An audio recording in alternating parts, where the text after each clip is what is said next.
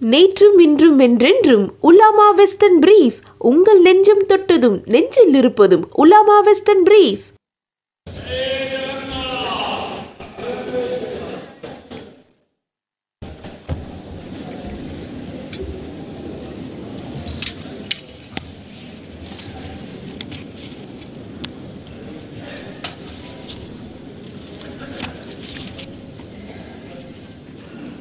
माननीय सदस्यगण, संसद के इस समवेत सत्र को संबोधित करते हुए मुझे हार्दिक प्रसन्नता हो रही है।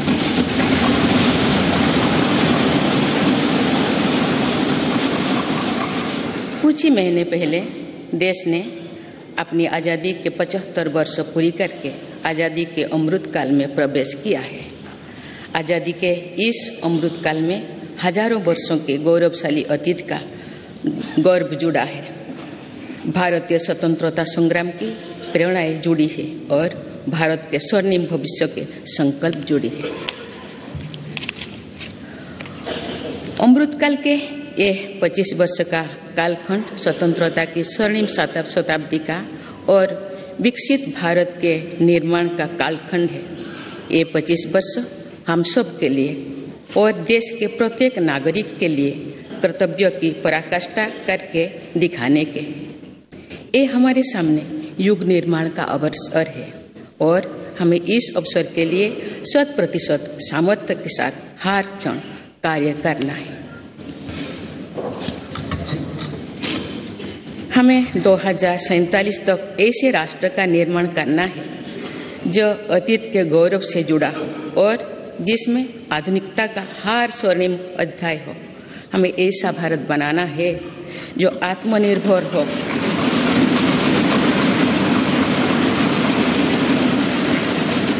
और जो अपने मानवीय दायित्वों का पूरा करने के लिए भी समर्थ हो। ऐसा भारत हो जिसमें गरीबी ना हो, जिसका मध्यम वर्ग भी वैभव से युक्त हो। ऐसा भारत हो जिसकी युवा शक्ति और नारी शक्ति समाज और राष्ट्र को दिशा देने के लिए सबसे आगे खड़े हो, जिसके युवा समय से 2 कदम आगे चलते हो। ऐसा भारत जिसकी विविधता और अधिक उज्जवल हो, जिसकी एकता और अधिक अटल हो।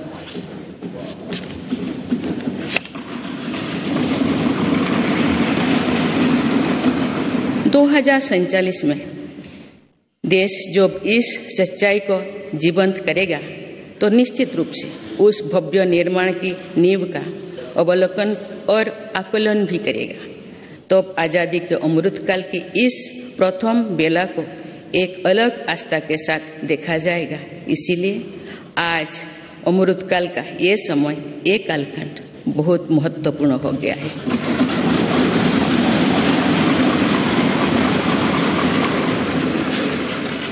माननीय सदस्यगण, मेरी सरकार को देश के लोगों ने जो पहली बार सेवा का अवसर दिया तो सबका साथ सबका विकास के मंत्र से हमने शुरुआत की थी। समय के साथ इसमें सबका विकास, सबका विश्वास और सबका प्रयास भी जुड़ा गया।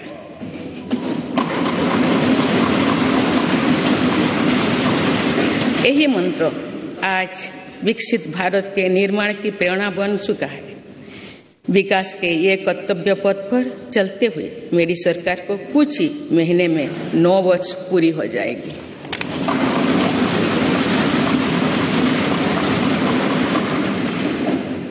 मेरी सरकार के लगभग 9 वर्षों में भारत के लोगों ने अनेक सकारात्मक परिवर्तन पहली बार देखे हैं। सबसे बड़ा परिवर्तन ये हुआ है कि आज हर भारतीय का आत्मविश्वास शीर्ष पर है और दुनिया का भारत को देखने का नजरिया बदला है।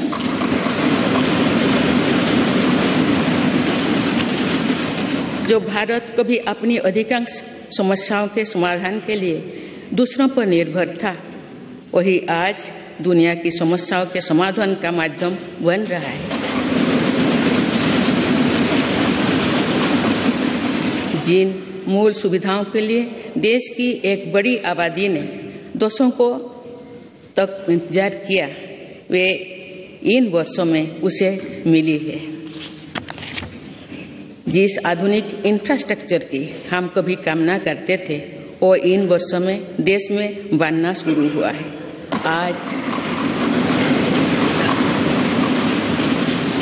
आज भारत में ऐसा डिजिटल नेटवर्क तैयार हुआ है जिससे विकसित देशों में प्रेरणा ले रही है।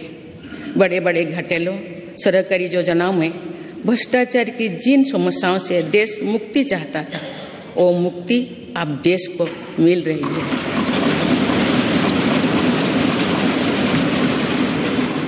पॉलिसी पैरालिसिस के चर्चा से बाहर आकर आज देश की पहचान तेज विकास और दूरगामी दृष्टि के लिए गए फैसलों के लिए भी जाने जाते हैं। इसलिए हम दुनिया की 10वें नंबर की अर्थव्यवस्था से 5वें नंबर पर पहुंचे।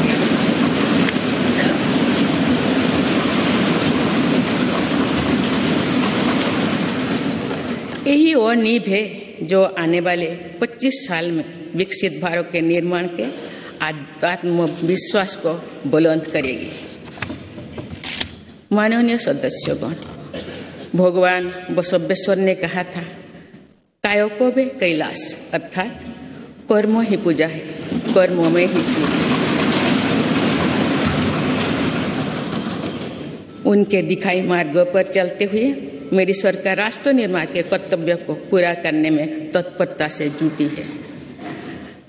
आज भारत में एक स्थिर, निडर, निर्णायक और बड़े सपनों के लिए काम करने वाली सरकार है।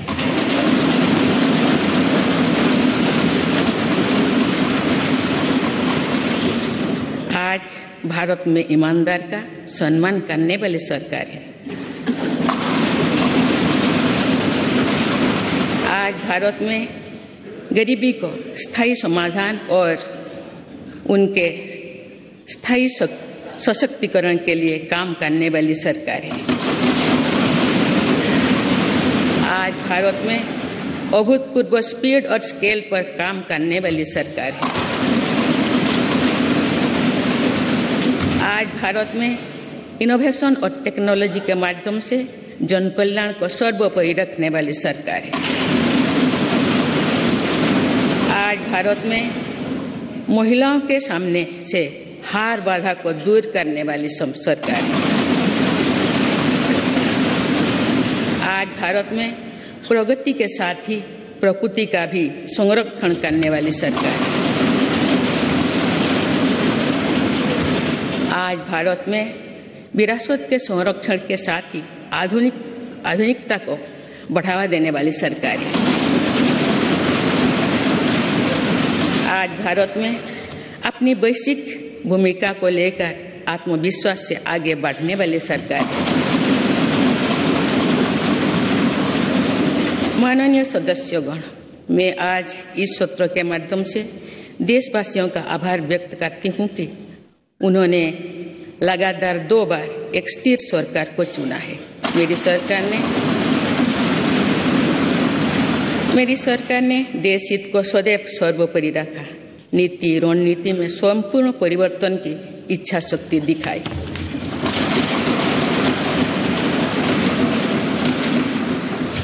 सर्जिकल स्ट्राइक से लेकर आतंकवाद पर कठोर प्रहार तक, LOC से लेकर LAC तक, हर दुस्साहस के कड़े जवाब तक आर्टिकल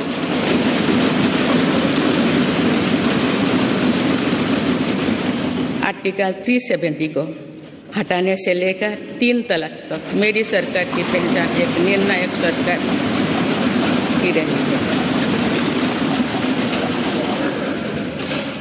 स्थिर और निर्णायक सरकार होने का लाभ हमें 100 साल की सबसे बड़ी आपदा और उसके बाद बनी परिस्थितियों से निपटने में मिल रहा है। दुनिया में जहां भी राजनीतिक अस्थिरता है, वह देश आज भीषण संकट से घिरे हैं, लेकिन मेरे सरकार ने राष्ट्रहित में जो भी निर्णय किए उससे साथ भारत का बाकी दुनिया से बहुत बेहतर स्थिति में।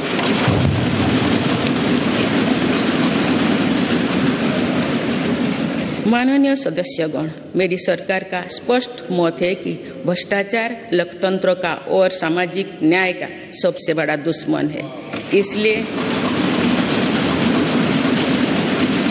इसलिए बीते वर्ष से भ्रष्टाचार के विरुद्ध निरंतर लड़ाई चल रही है।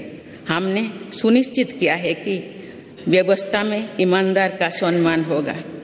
भ्रष्टाचारियों के लिए समाज में किसी भी प्रकार की सहानुभूति ना हो, इसके लिए सामाजिक चेतना भी देश में बढ़ रही है। बीते वर्षों में भ्रष्टाचार मुक्त इकोसिस्टम बनाने की दिशा में बेनामी संपत्ति अधिनियम को नोटिफाई किया गया है। आर्थिक अपराध कर फरार हुए अपराधियों की संपत्ति जब्त करने के लिए फजिटिव इकोनॉमिक ऑफेंडर्स एक्ट पारित किया गया है। सरकारी कामों में पक्षपात और भ्रष्टाचार के चलन को भी खत्म करने के लिए प्रभावी सिस्टम बनाया गया है।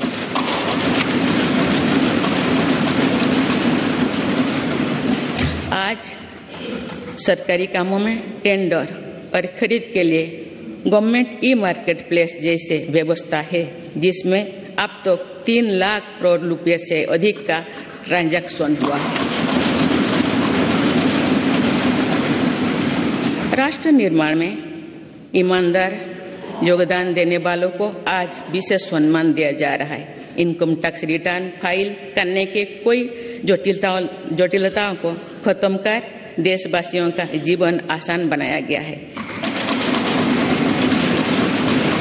फेसलेस जांच को बढ़ावा देने की वजह से व्यवस्था में पारदर्शिता आई है और उसे जवाबदेह भी बनाया गया है।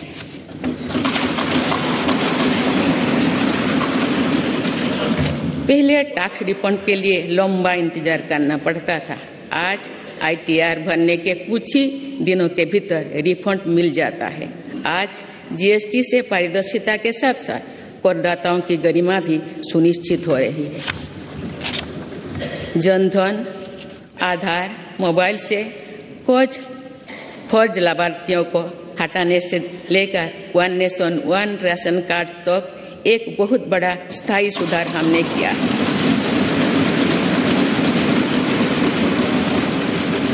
बीते वर्षों में DBT के रूप में, डिजिटल इंडिया के रूप में एक स्थायी और पारदर्शी व्यवस्था देश ने तैयार की है। आज 300 से ज्यादा योजनाओं का पैसा सीधे लाभार्थियों के बैंक खाते तक पहुंच रहा है।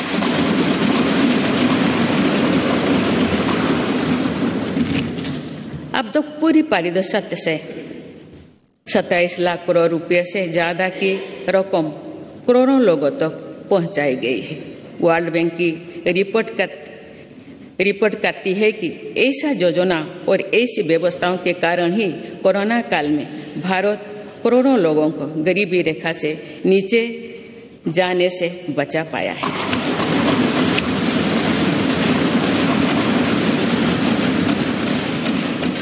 जो भ्रष्टाचार रुकता है और टैक्स की पाई का सदुपयोग होता है तो हर टैक्स पेयर को भी गर्व होता है। माननीय सदस्यगण, आज देश का ईमानदार करदाता चाहता है कि सरकारें शॉर्टकट की राजनीति से बचे। ऐसा योजनाएं बने जो समस्याओं के स्थायी समाधान को प्रोत्साहित करे।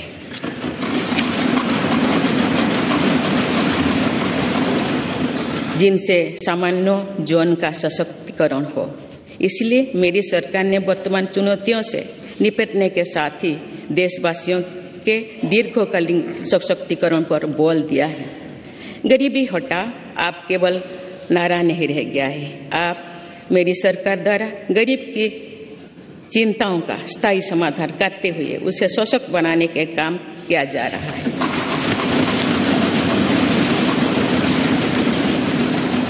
जैसे गरीबी का एक बहुत बड़ा कारण बीमारी होती है।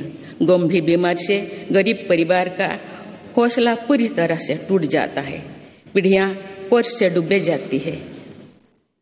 गरीब को इस चिंता से मुक्त करने के लिए राष्ट्रव्यापी व्यापी आयुष्मान भारत योजना शुरू की गई है। इसके तहत 50 करोड़ से अधिक देशवासियों के लिए मुफ्त इलाज की सुविधा दी गई। आयुष्मान भारत योजना ने देश के करोड़ों गरीबों को और गरीब होने से बचाया है। अनेक गरीब उनके 80,000 करोड़ रुपया खर्च होने से बचाए हैं। आज देश भर में करीब 9,000 जनऔषधि केंद्र में बहुत कम कीमत में दवाई उपलब्ध कराई जा रही है। इससे बीते वर्षों में गरीबी के करीब 20,000 करोड़ रुपया बचे हैं। यानी सिर्फ आयुष्मान भारत और जनऔषधि परियोजना से ही देशवासियों को 1 लाख करोड़ रुपया की मदद हुई।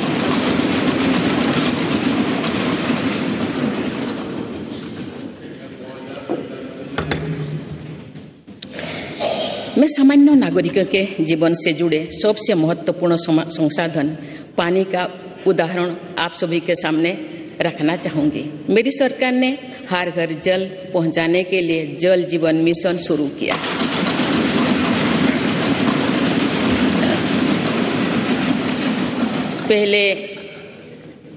उसके पहले तक 7 दशकों में देश में करीब 3.25 करोड़ घरों तक ही पानी का कनेक्शन पहुंचा था, लेकिन जल जीवन मिशन के तहत इन 3 वर्षों में से करीब 11 करोड़ परिवार पाइप वाटर सप्लाई से जुड़ चुके हैं।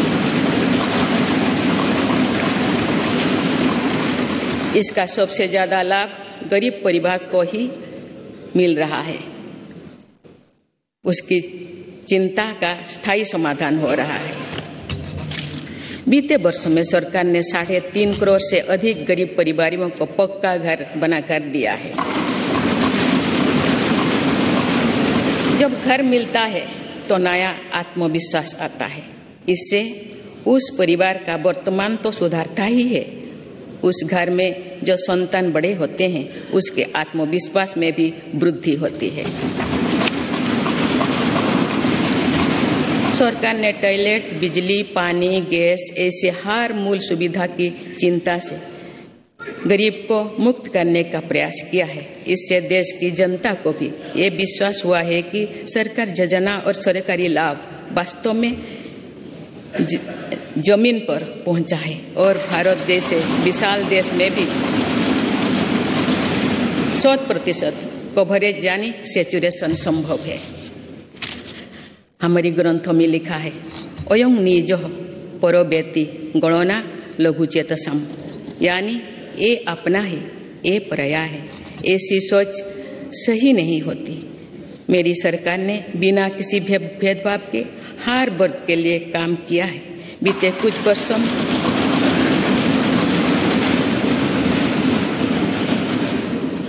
कुछ वर्षों में मेरी सरकार के प्रयासों के नतीजा है कि अनेक मूल सुविधाएं आज या तो 100% आबादी तक पहुंच चुकी है या फिर उस लक्ष्य के बहुत निकट है। मेरी सरकार हर योजना में 100% सैचुरेशन के साथ ही अंत्योदय के प्रति भी पूरी निष्ठा से काम कर रही है। हमारी कोशिश है कि योजनाओं का लाभ सही और सभी लाभार्थियों को मिले, कोई भी सरकार की योजना के लाभ से वंचित ना हो। माननीय सदस्यगण, हमने देखा है कि कोरोना काल के दौरान दुनिया भर में किस तरह गरीब के लिए गुजारा मुश्किल हो गया था, लेकिन भारत उन देशों में से एक है जिसने गरीब का जीवन बचाने का सर्वोच्च प्राथमिकता दी।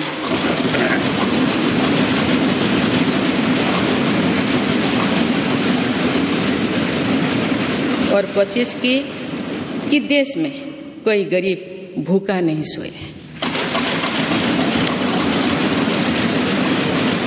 मुझे खुशी है कि मेरी सरकार ने पीएम गरीब कल्याण अन्न योजना को नई परिस्थितियों के अनुसार आगे भी चलाने का निर्णय लिया है।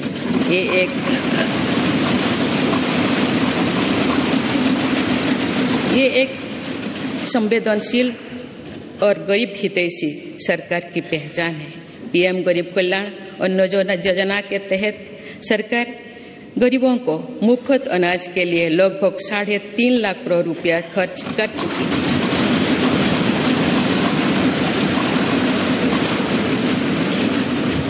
आज इस योजना की प्रशंसा पूरे विश्व में हो रही है। इस प्रशंसा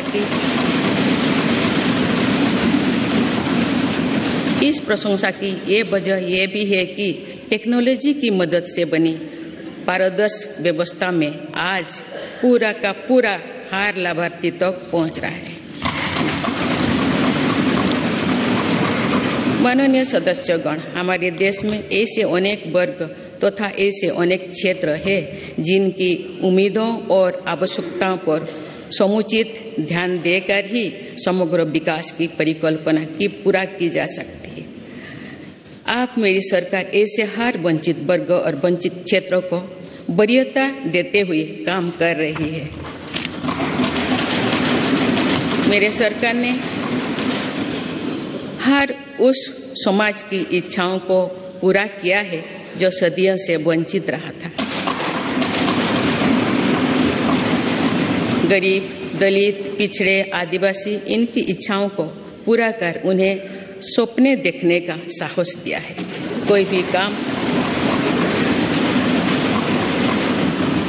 भी काम और कोई भी प्रयास छोटा नहीं होता, बल्कि विकास में सभी की अपनी भूमिका है।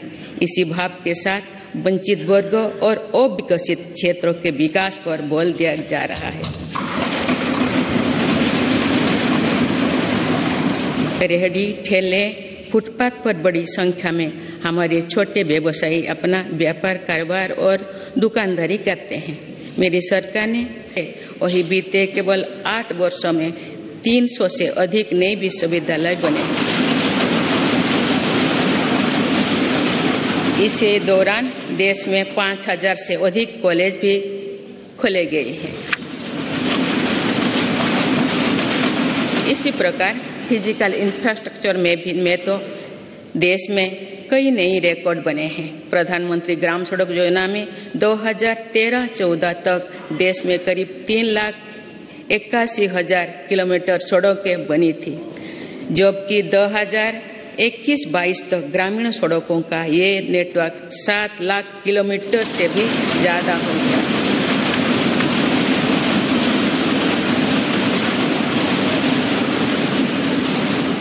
अब तो देश की 99% से अधिक बस्तियां सड़क मार्ग से जुड़ चुकी हैं। वर्ल्ड बैंक सहित अनेक संस्थाओं की स्टडी के अनुसार ग्रामीण सड़कों से गांव में रोजगार, खेती, शिक्षा और स्वास्थ्य पर बहुत सकारात्मक असर पड़ा। नेशनल हाईवे नेटवर्क में पिछले 8 वर्षों के दौरान 55% से ज्यादा की बढ़ोतरी हुई है।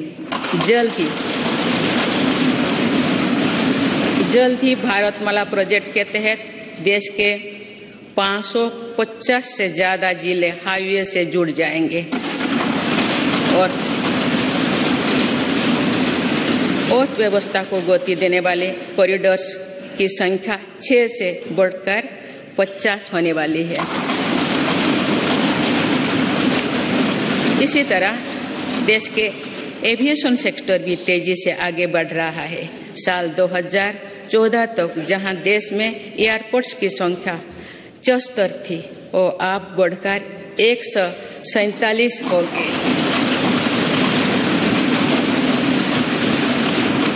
आज भारत दुनिया का तीसरा बड़ा एविएशन मार्केट बन चुका है।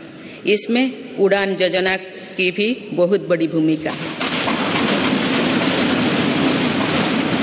भारतीय रेलवे अपने आधुनिक अवतार में सामने आ रही है और देश के रेलवे मैप में अनेक दुर्गम क्षेत्रों भी जुड़ रहा है। वंदे भारत एक्सप्रेस के रूप में एक आधुनिक और सेमी हाई स्पीड ट्रेन भारतीय रेल का हिस्सा बन चुका है।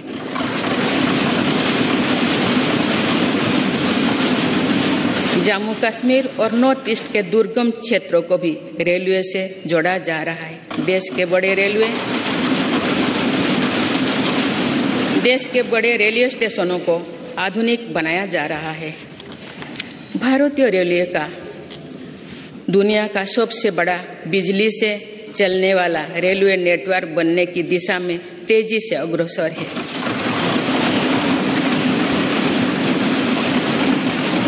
भारतीय रेल को सुरक्षित बनाने के लिए स्वदेशी टेक्निक कोबोज का भी हम तेजी से विस्तार कर रहे हैं। माननीय सदस्यगण, भारत ने निर्भरता कम होगी।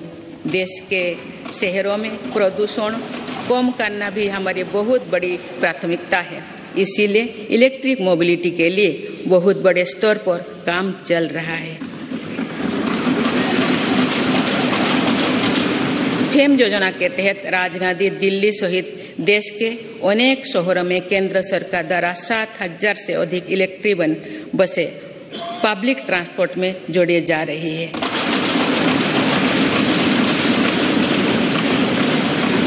बीते 8 वर्षों में देश में मेट्रो नेटवर्क में 3 गुना से अधिक बढ़ोतरी हुई है। आज 27 शहरों में मेट्रो ट्रेन पर काम चल रहा है। इसी प्रकार देश भर में 100 से ज्यादा नए वाटरवे भी विकसित किए जा रहे हैं। नए वाटरवे से देश में ट्रांसपोर्ट सेक्टर का कायाकल्प करने में मदद करेगी। माननीय सदस्यगण, आज की दुनिया में अनेक चुनौतियों से गुजर रही है। आज की दुनिया अनेक चुनौतियों से गुजर रही है। दशकों पहले बनी अंतर्राष्ट्रीय संस्थाओं की प्रासंगिकता और प्रभाव पर भी प्रश्न उठ रहे हैं। इन परिस्थितियों में भारत ऐसा देश बनकर उभरा है जो आज की विभाजित दुनिया को किसी न किसी रूप से जोड़ रहा है।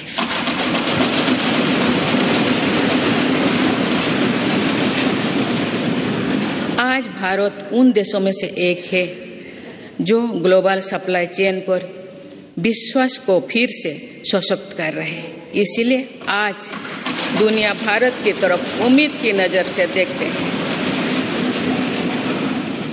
इस वर्ष भारत G20 जैसे प्रभावी समूह का नेतृत्व कर रहा है।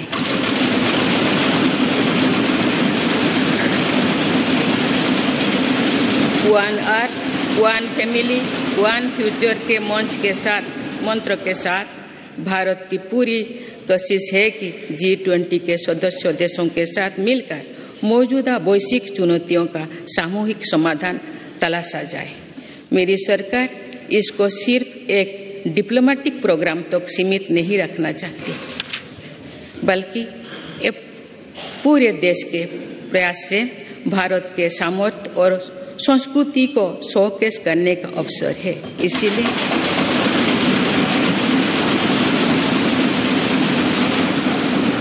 इसीलिए पूरे देश के दर्जनों शहरों में साल भर G20 की बैठकें आयोजित की जा रही है। माननीय सदस्यगण, ये भारत के वैश्विक रिश्तों का बेहतरीन दौर है। इसमें दुनिया के विभिन्न देशों के साथ अपने सहयोग और मित्रता को सशक्त किया है। एक तरफ हम इस वर्ष SCO की अध्यक्षता कर रहे हैं, तो वही दूसरी तरफ वर्ल्ड का मेंबर होने के नाते इंडो पैसिफिक में शांति, स्थिरता और समृद्धि के लिए काम कर रहे हैं।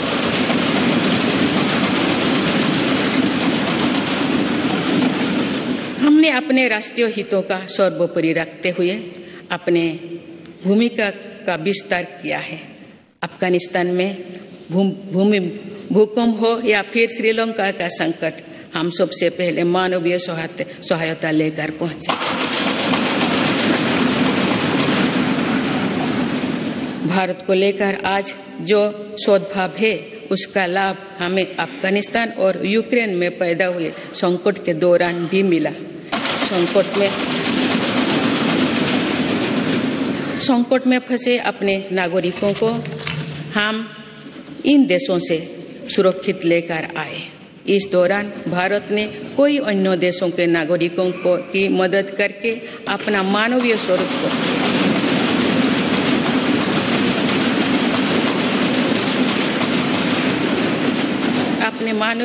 को फिर दुनिया के सामने प्रस्तुत किया। माननीय सदस्यगण, भारत ने आतंकवाद को लेकर जो कड़ा रुख अपनाया है उसको भी आज दुनिया समझ रहा है।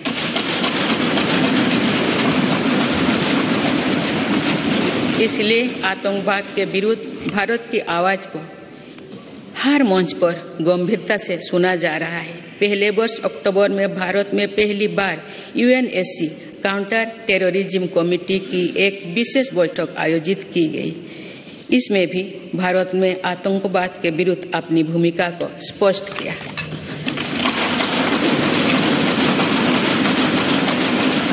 साइबर सिक्योरिटी से जुड़ी चिंताओं को भी मेरी सरकार गंभीरता से पूरे विश्व के सामने रख रही है। मेरी सरकार का साफ मानना है कि स्थायी शांति तभी संभव है जब हम राजनीतिक और रणनीतिक रूप से सशक्त होंगे। इसलिए अपनी सैन्य शक्ति के आधुनिकीकरण पर हम निरंतर बल दे रहे हैं।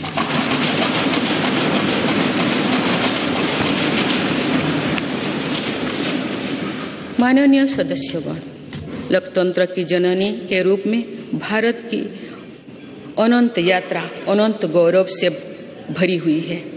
हमने लोकतंत्र को एक मानवीय संस्कार के रूप में विकसित किया है, समृद्ध किया है। अपने हजारों वर्षों के अतीत की तरह ही आने वाली सदियों में भी भारत मानवीय सभ्यता को की अविरल धारा की तरह अनवरत गतिमान रहेगा। भारत का लोकतंत्र समृद्ध था, सशक्त था और आगे भी सशक्त होता रहेगा। भारत की जीवटता अमर थी, आगे भी अमर रहेगी। भारत का ज्ञान विज्ञान और अध्यात्म सदियों से विश्व का मार्गदर्शन करता रहा है और आने वाली सदियों में भी विश्व की इसी तरह राह दिखाएगा।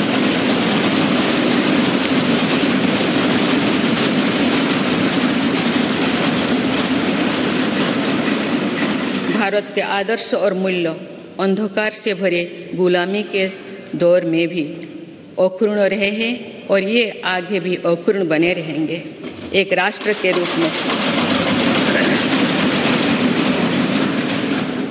के रूप में भारत की पहचान अतीत में भी अमर थी और भविष्य में भी अमर रहेगी।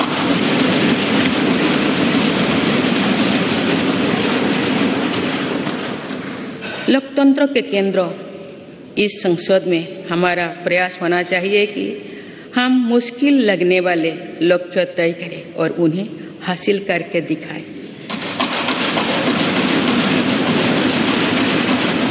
जो कल होना है उसे आज पूरा करने की कोशिश करें।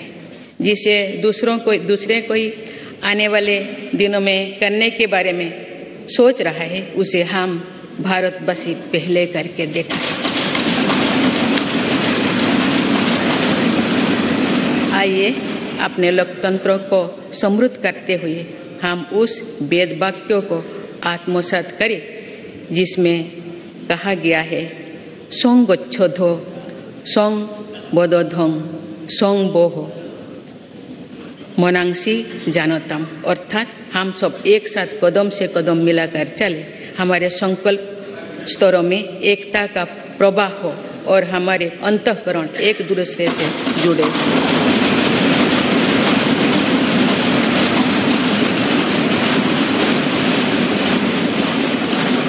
आइए हम राष्ट्र निर्माण के इस महायज्ञ में अपने कर्तव्य पथ पर चलते हुए संविधान की शपथ को पूरा करें। धन्यवाद। जय हिंद, जय भारत।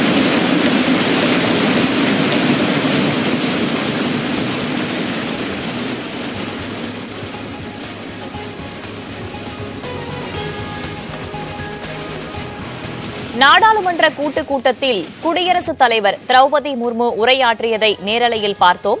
இந்தியா குறித்த உலக நாடுகளின் பார்வை வேகமாக மாறி வருகிறது. உலக நாடுகளின் பிரச்சினைகளுக்கு தீர்வுகளை அளிக்கும் நாடாக இந்தியா மாறி வருகிறது என்று பெருமிதம் தெரிவித்து உரையை தொடங்கிய அவர் இந்தியா சார்பில் செய்யப்பட்டுள்ள சாதனைகளையும் செய்யப்படவுள்ள சாதனைகளையும் பட்டியலிட்டு பேசியுள்ளார்.